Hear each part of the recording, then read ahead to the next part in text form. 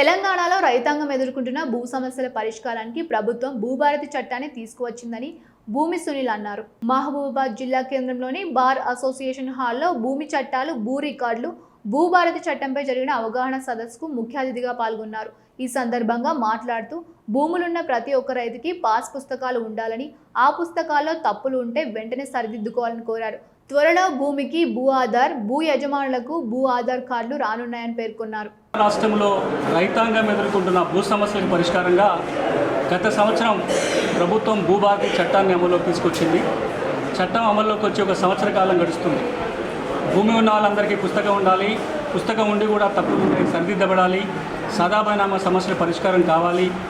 వాటితో పాటుగా రాబోయే అవసరాలను దృష్టిలో పెట్టుకొని భూమికి భూదారు, భూ యజమానికి భూదారు కార్డు, గ్రామ రెవెన్యూ రికార్డుల నిర్వహణ, రిజిస్ట్రేషన్ వ్యవస్థల మార్పులు, వీటన్నిటిని ఉద్దేశంతో వచ్చిన చట్టం. ఆ చట్టం అమలులో ఉన్న ఇబ్బందులని ఎదుర్కోవడం కోసమే వచ్చిన అమల్లో ఉన్న అంశాలను దృష్టిలో పెట్టుకొని రాబోయే రోజులు ఏం చేయాలో ఒక పైలట్ కార్యక్రమం నిర్వహిస్తున్నారు. ఈ నేపథ్యంలో మానుకోట బార్ అసోసియేషన్ ఈ చట్టంపై ఒక అవగాహన సదస్సు నిర్వహించడం చాలా సంతోషం. ఎందుకంటే ఈ చట్టం అమలు జరగాలంటే 3 పిల్లర్లు.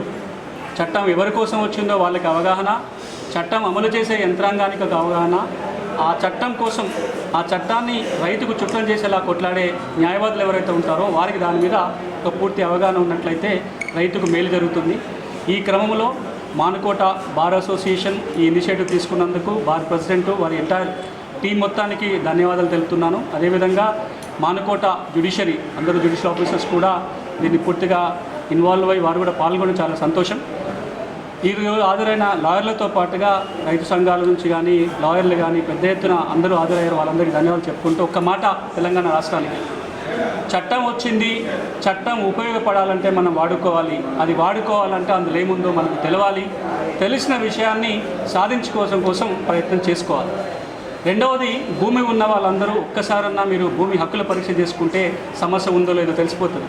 మీ భూమి గురించి భూభారతలో ఏముందో చూడండి, నిషేధ జాబితాలో ఉందో లేదో చూడండి, పాత రికార్డు చూడండి. సమస్య ఉంటే పరిష్కారం కోసం ప్రయత్నం చేయండి.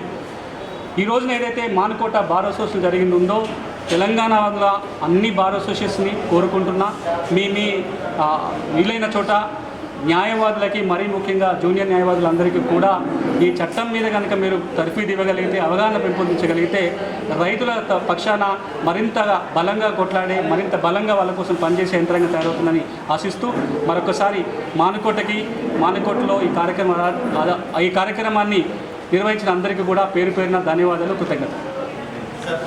ఇప్పుడు భూభారతి చట్టంలో చాలా అంశాలు ఉన్నాయి. ఒక్కొక్కటిగా అమల్లోకి తీసుకొచ్చే ప్రయత్నం ప్రభుత్వం చేస్తుంది. అందులో ఒక కీలకమైన అంశాన్ని